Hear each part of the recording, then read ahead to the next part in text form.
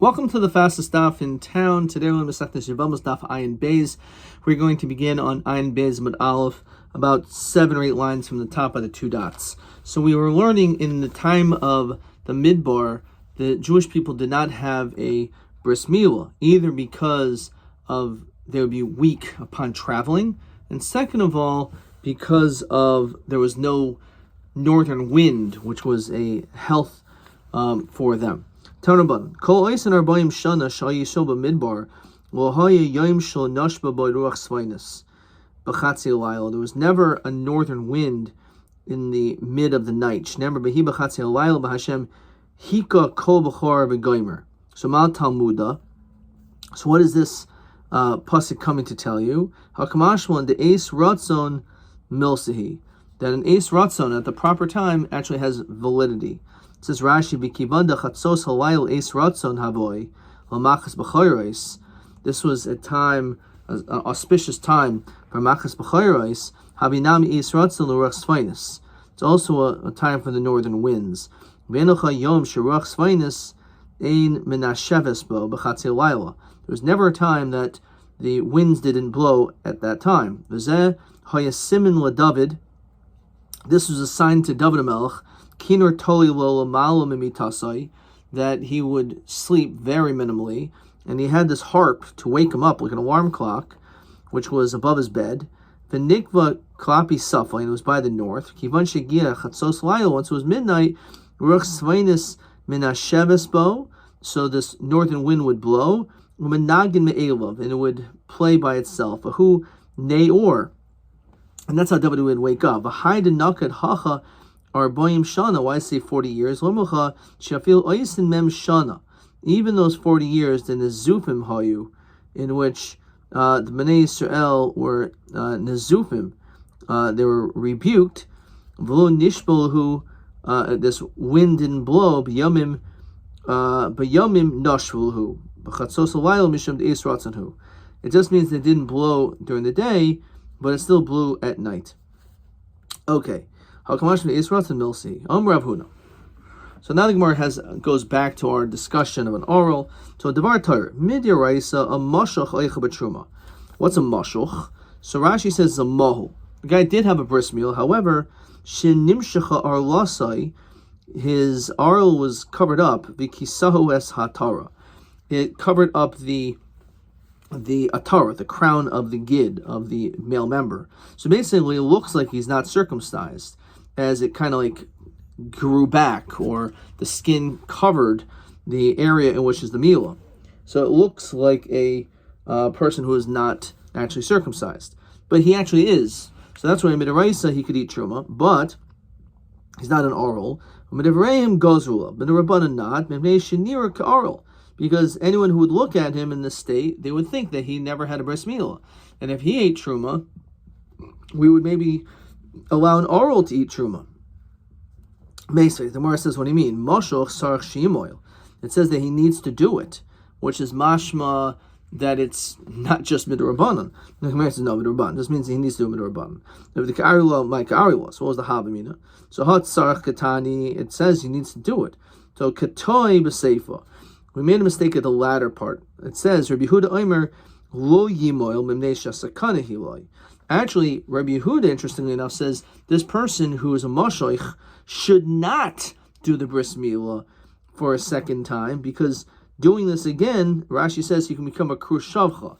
It's the fact that he had a bris milah, to do another milah when he already had one could cut and harm him and could cause him to become sterile.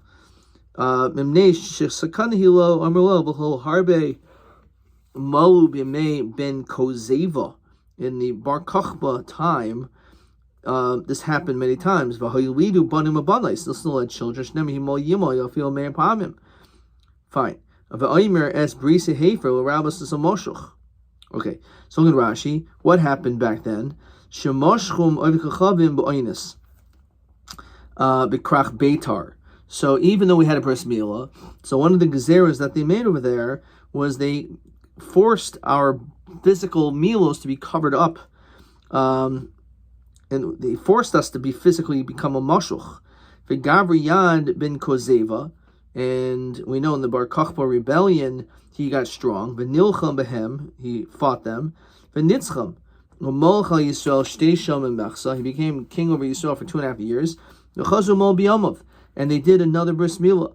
So l'chayru, we see that's not going to cause a problem.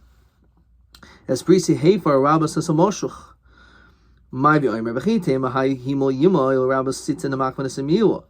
So when it says to do the milah, maybe it's just referring to the tzitzin, which are ma'aki of the milah. That's what it's referring to. That's why Tashma is Brisi Heifar Rabbi says a moshuch. Even a moshuch is a problem, which means that he mamash also has to have that done. Who savar? So he thought midika natzivla hashas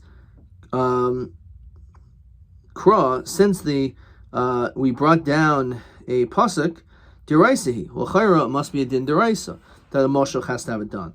V'lohi midrabban v'kra smach to be alma. This pasuk is just a smach to be alma, but midrabban we still want a moshuch to do it, but it's not like Rabbi Huda, that's a sakana, because we saw again that in the Bar Kokhba rebellion that it was done, no one had any difficulties having kids.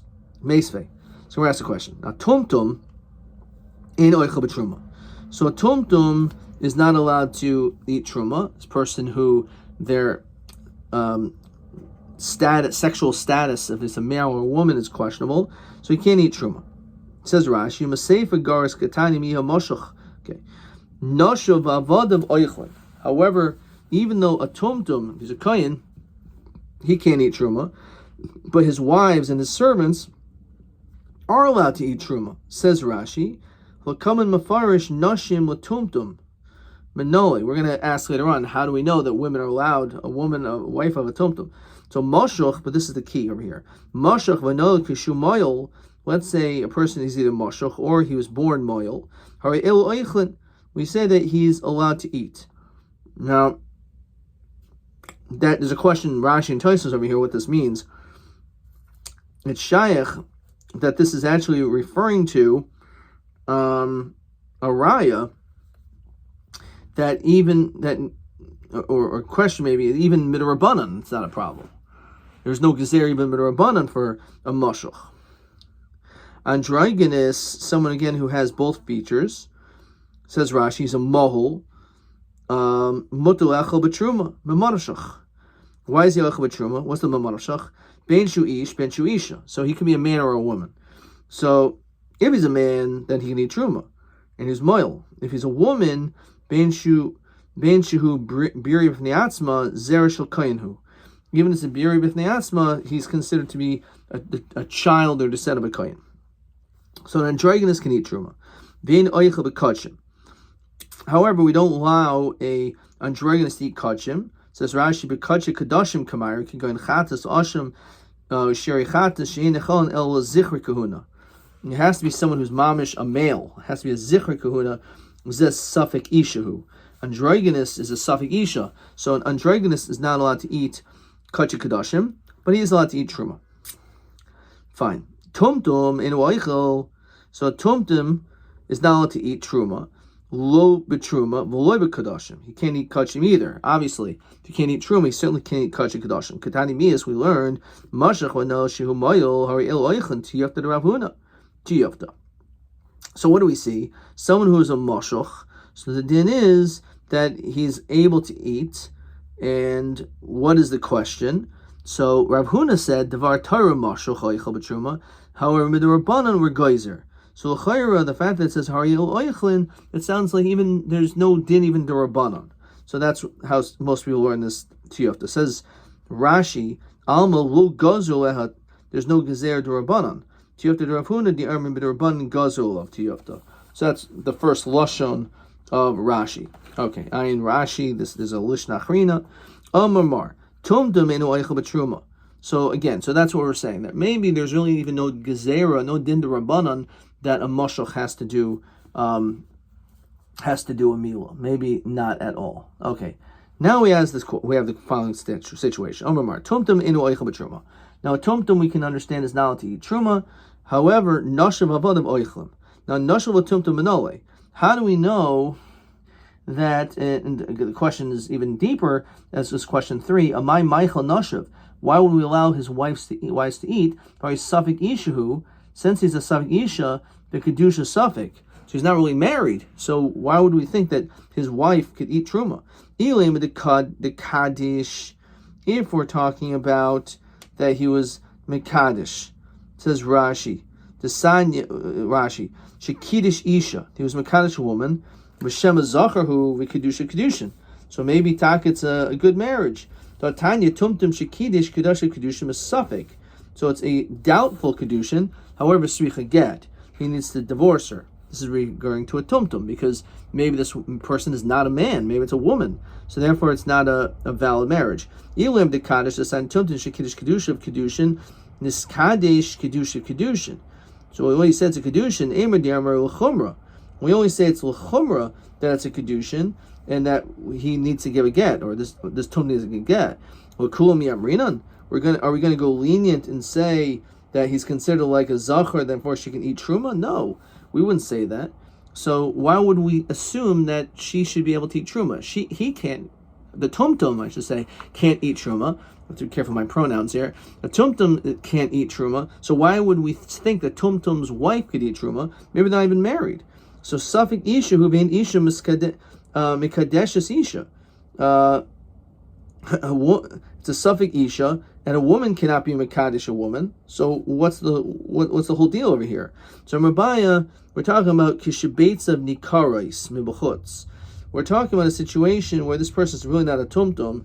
We're talking about a situation where where his genitalia, his testicles, are nicker from the outside. This is actually Gemara and Chagiga. So this is not really a normal circumstance of a tumtum. If we would be dealing with a regular case of a tumtum, then you're right, then it wouldn't be a kedushin. But because we see that his baits of nikars mebachutz, so we know he really is a zachar, so therefore it's a good kedushin. Now he's still a tumtum, so he can't eat truma. However, we do say it's a valid kedushin. So Rabbi Omer, my nashav imoy. It doesn't really mean his wife. It's referring to his mother. Imo pshita. Of course, his mother can eat. After all, he's a Kohen because of his father. He's a Kohen, and his mother, who's married to the father, should be able to eat. And also, even if he's an apostle, we said that even if she's a Bas Yisrael and the husband died, but she has a son who's a Kohen, even if he's an apostle. So you would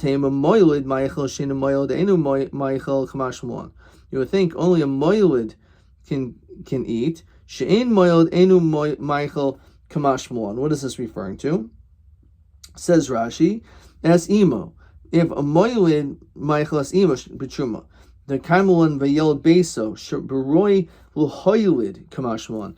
It's not enough to actually have a child, but you have to have a child maybe that's fit to have a child. And since he's not shaykh for that, so maybe you think the mother can't eat. Again, she's a Bas Yisrael and her husband died, who was a Kohen, but since they had this child, is there ein lo ayin law? So the question is this acceptable? Well, maybe not, because he's not able to produce a child. It doesn't matter. It's still enough for the mother to be able to eat truma. Okay, that's what it means. So, question 3. Tumtuminu oichel nashav avadav oichel. Mamai meichel nashav or safik ishahu v'kidashav safik. So either it's question 3, kishabetzim b'bachutz, or nashav hainu imo. It's just referring to his mother. That's really what it's referring to. Okay. Weiter. So then the Gemara goes and says as follows: Tashma. Tumtum inu oichel. So a tumtum, as we said, cannot eat truma. Lo b'truma v'lo b'kedashim. Obviously, he can't eat kach kedashim either, because it's only zichar kahuna. Now, bishul mabaya, tana reisha, oral, vadai. When it comes to the reisha, it talks about an oral, vadai, someone who is an oral, v'katani seifa suffik oral. And then we talk about a case of someone who is a suffik oral. El rava tumtum the seifa lomali. According to Rava, what is the significance of mentioning the tumtum in the seifa? So my tumtum oral. When it says tumtum, it's really just referring to an oral. When it says so hashta suffik oral lo achel vadi oral achel, obviously not. So ma tam kaimer, ma tam tumtum enu oichel b'truma, then they should suffix aralhu, but aral enu oichel b'truma v'lo b'kedashim. So it's just a ma tam. So let's say there's a machlokas tanoim. Says Rashi, milsad Rav Huna tanoihi. This whole matter of Rav Huna, which you already said was a tiyuvta, whether or not there's a chiv der rabbanon for a moshuch to have to do this, yihavi moshuch deraisa der rabbanon, right? Whether it's a deraisa der rabbanon. So moshuch says the Gemara, b'noshu well the gershin is gayer kishumoil. Person converts and who's already had a meal. V'katan she'over zmano. So you have a katan who's already reached his time to have a bris. V'shtar kol hanimulim, and all other circumcisions. And that is le'asui mi she'eshel shtei aralois. Someone who actually has two aralois, as Rashi, beis oros zu al gav zu, okay, one on the other. In nimolim el b'yoim. So in all these different cases, and what says gershin is gayer kshu mohol. For example, Rashi says, as we mentioned before, a ravi v'givoini shes gayru v'sorcha hatu menu dam bris. Those nations, for whatever reason, they always they circumcise their children, but you still have to do atavas dam bris. So the question is, when does this have to be done? So the first sheet that says that it must be done during the day, because it says b'yom hashmini yimoy b'sar lasai, so it has to be during the day. And so therefore, Rabbi Shimon Omer, he makes a distinction. He says as follows: Bismano, if it's a bris milah, bismano, like on the right time, on the 8th day, as we continue Ayin Beis Mid Beis, then ein nimolim el b'yoim. Then you're right. It has to be done during the day. As Rashi says, Vav Yisera the Matzil Mechna B'Yom Hashmini Yimol Uksib Uva Yoim Lasui Mil Shlo B'Zmana. Now the Afagab, okay. Weiter. Shlo B'Zmana Nimol B'Yoim Uva Laila. So according to him, it can be done during the day or at night. Okay. So Ma'ila B'Hakmifli, the Marsav Moshach Derais, and Marsav Moshach Derabbanan. Maybe this is a Machlokas Tanaim. That one who is Moshach, maybe it's a din deraisa, and therefore the bris is a din deraisa, and therefore it has to be done during the day, like any bris milah. Or maybe it's only mashach is only din derabanan, like Rav Huna, and therefore it doesn't matter if you don't do it in the day, you can do it at night. But Tizbra katan shavers mana miikol man di'amid rabbanan. So if you're telling me all these cases are lumped as a case of the rabbanan, a child who for whatever reason didn't have a bris milah, that child still mechuyim in the rice to have a bris, so this cannot be based on a durabanan potential situation. El dekuyam mashach durabanan.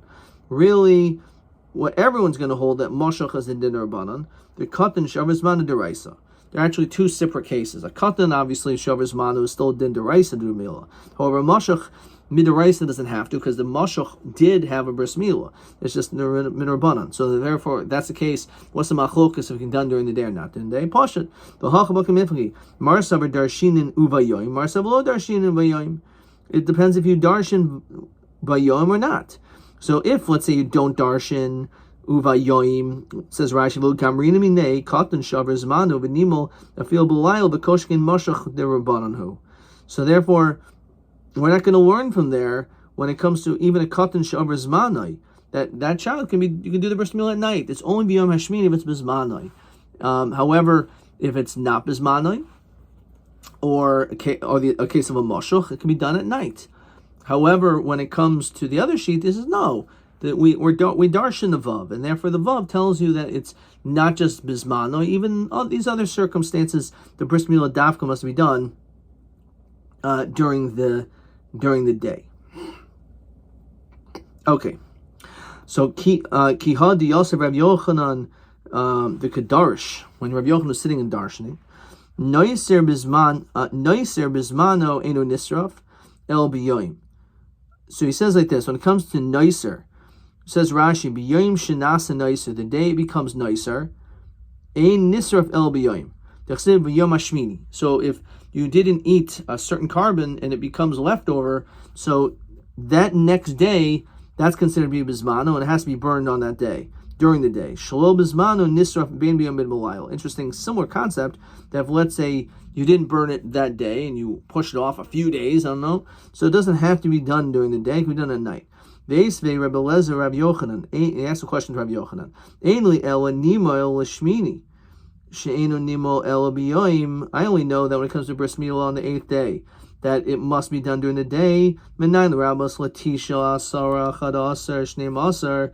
How do we know if bris is not on the 8th day that it also has to be done during the day? Talmud learn uvayoim v'afilu man deloy darish vav v'hei darish. So the question is, we see when it comes to bris milah, according to at least the shita, that even if it's not bismanoi, it still has to be done during the day. So you should say the same thing by nicer. So where it says ishtik, he was silent. That's a good kasha. Because Rashi says, Bav hey, can go in Bahan Noiser, Ika Bav Yisera, Bav and a Hey Yisera. So Basar Danavik, Amarle, Rabbi Yochanan Reishlachish, Reisi Leben Padas. I see Ben Padas, who is sitting and darshaning these various psukim, Sheshav Darish, Kimoishim Epiagvura. He was like darshaning like from Hashem himself, from Moshe to Hashem. Amarle Reishlachish Didehi. He says this is really mine. Didehi, Masnisahi. So Hecha Tanile Bataris Kohanim, Nafak. Tanya Betalasa Yomi Vesavra Betalasa Vesvara Betalasa Yarche. So he says Hecha Tanile and Taris Kohanim. So Nafak Tanya Betalasa Yomi. He went out and learned it in 3 days. Vesvara Betalasa Yarche, and the logic in 3 months. Okay. Rabbi Lezer.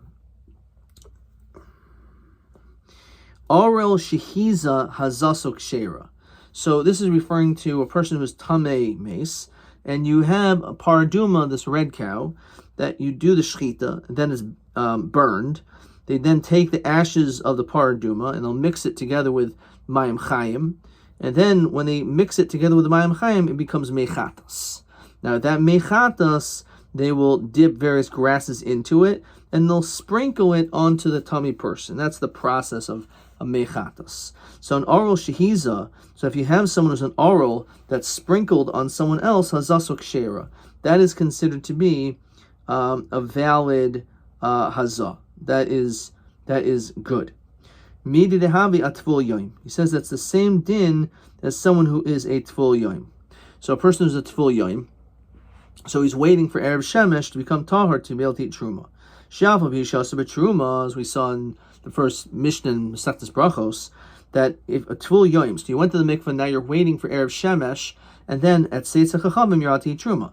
But while it's still day, it's also to eat truma. So we know a tvul yom cannot eat truma, but kasher b'para, but he's allowed to do this act of sprinkling of the paraduma. So therefore, so too, this person who is an oral will also be lenient. Mal tvul yom shechein muter b'maiser. So he says, 1 second, but by tvul yom, maybe the reason why we're lenient by him to do the hazah is because he's muter b'maiser. He's allowed to eat meiser. The only isser, he's allowed to eat meiser sheni. He's not allowed to eat truma, but he's allowed to eat meiser sheni. So therefore, maybe since we're lenient in that regard, maybe that's why we're lenient when it comes to an oral. When it comes, to the case of a tvul yom. Ought to what? A non-lachil kamrina and a non-lagia kamrina. We're not talking about eating, we're talking about touching, right? So we know that when it comes to a tvul yom, he's allowed to touch, and so to an oral should be allowed to touch. Is allowed to touch these things. So malat tvul yom she'asam negia, the truma mutter b'para. So you say like this: when it comes to a tvul yom, it's usher for him to even touch truma. That's how strict we are. However, mutter b'para is allowed to sprinkle. So oral shemutter negia, an oral is allowed to touch truma. He's not allowed to eat it, but he's allowed to touch it. Eno din shemutter b'para, so certainly he should be allowed to sprinkle. So we have this kal v'chomer that, again, assuming that an oral is allowed to touch the truma, so therefore that's how we can learn out this kal v'chomer. Tani mehachi oral shehiza hazasuk shera, an oral that does the sprinkling. So the din is that it is a good hazah. Umasa haya, it was a story. V'chshiru chachamim hazasai. And they actually said it was kosher. They said it was fine. Meisvei tumtum shekidesh. If let's say you have a tumtum that is mekadesh, kedusha posel. So we say that it's in that case it's posel. What is kidesh? So Rashi says shekidesh is she'irev efer b'mayim. This mixture of the ashes into the mayim chayim, not the sprinkling, but the actual mixture, as we said, that process, an oral is not allowed to, a tumtum who is makadosh is possible, memnesha who's suffix oral. The oral pasal kaddish. And it says an oral is not allowed to do this either. Now again, we're saying an oral is for some reason may be allowed to sprinkle, but over here we're saying clearly an oral is pasal kaddish, to mix the ashes together with mayim chaim. The androgynous shekidish kiddush of kosher. However, the androgynous is kosher. Rabbi Yehuda Omer af androgynous shekidish kiddush of psulin. He says no. Even when it comes to androgynous, we say that this mixture of the afer with the water is also a possible. Because a woman is usher to be mekadesh, to do this sprinkling, and this mixture rather, and therefore for that reason, an androgynous l'chari we should fall into the same category. Katani Mia, we still learned an oral of a suffix oral, pasul mekadesh. So we see clearly that he's pasul, an oral is pasul. So Rav Yosef, Haitana Tana Debe Rabbi Kivahu, the Merabi label oral katame, that he compares an oral to a tame. The Sani Rabbi Kiva Omer Ishi Shurabas oral, as we saw this possibly before, that an oral is not allowed to eat truma. Fine, says Rashi. Medarabi oral gabi tameim shmamina dechi hadadininhu. They feel negia the truma aser, that even when it comes to him touching truma, it's aser. Therefore, the whole kavachaymer wouldn't hold. Omer Rabba Havius Nisivna Kamed Rav Yosef. We're sitting next to Rav Yosef casually. Loy lishtami tan navalisni ha'oral v'hatame v'leir mebikivi v'lo v'ha katani ha'oral v'hatame paturin minariyah. We do link these two. An oral and a tame are potter when it comes to being oil regel, or bringing the carb oil suriyah. The hasamisham demoyis. The reason why is because it is this repulsive for them to be seen in the azara. That's the reason why. Everyone is kosher to be mekadesh. Chutz mecher shait v'katan. Not a cher shait or a katan. Yehuda masher v'katan. So we see a shait that everyone holds cannot do this mixture. A katan is a machlokus. Upoisel be'isha v'androgynous. And we also passel an isha and an androgynous to do this. So my time to Rabbanan. T'chsiv v'lachu latame mi'afar sreifas achatos. Hanaf the pasli basifa, those who are puzzle in gathering the ashes, psul and bekiddush, are also puzzle in mixing the ashes with the water. Hanach the ksherim basifa, those who are allowed to gather the ashes of the parduma, ksherim bekiddush. Rabbi Yehuda Armelach im kain nemakra v'lakach, my v'lakhu, tafil hanach the psul and hasam. Even those who are puzzle over there by gathering, ksherim are kosher hacha, by mixing it. So it says v'nasan, which is lashon zachar, so that's to exclude a woman. Rabbanan iksev v'lakach v'nasan havamina shakol chad v'yoiv chad. Maybe one could shakol chad, says Rashi, offer v'yoiv chad mayim. One could put in the offer, and one could do the water. Kasav rachman v'lakhu. You would think 2 and 2 should do it. Even if 2 took and 1 actually gave it. As we continue to Ayin Gimel Amud Aleph, V'hiza hatahar al hatameh tahar mechla shehu tameh limad al tful yaim shekasher bipara. So we see that even someone who's a tful yaim is kosher when it comes to the dinim of a para. Okay, we'll stop here. Let's look at question 4. Ma din hol kiddush mechatos. The kiddush, again, as Rashi said, is the mixture of the afer into the mayim. So he says, what is the din when it comes? Let's do the simple ones first. When it comes to a shaita. So when it comes to a shota, no one says it can be done. Katan beferish is a machlokas Tanakam Rabbi Yehuda. And then when it comes to an isha and an oral, so here it says also it is a machlokas. Whether or not an oral is allowed to do kiddush is a machlokas. TA 25. Tumtum noshav avodah b'chem truma. Now Lamandi Amar Da'ari Batumtum Shenu Niker Im Zachar in the cave. It's not a man or a woman. We're not sure. Mahabir Nashav. What does it mean Nashav? Umay Kamashmon. What does that coming to tell you. So we said before that Nasha really just means his mother. And Kamash Mon, Moilid Michael, Shina Moilid Enu Michael. Don't say that the only person who is able to, the mother is only allowed to eat in a situation where the child is shaykh to have a child. But in this situation, it would not work because he's a tumtum. So therefore, you would think that maybe she cannot eat. Kamash Mon, that she's still allowed to eat truma. That was TA 25. Okay. Question 26. Okay, we'll hold off on that. Okay. Fine. TB 27. Okay, so we said that a tumtum cannot eat truma or kachim because he's a suffix oral. However, an androgynous, he could eat truma, but he could not eat kachim kadashim because he's a suffix isha and it has to be dafka zichre kahuna. Adkan.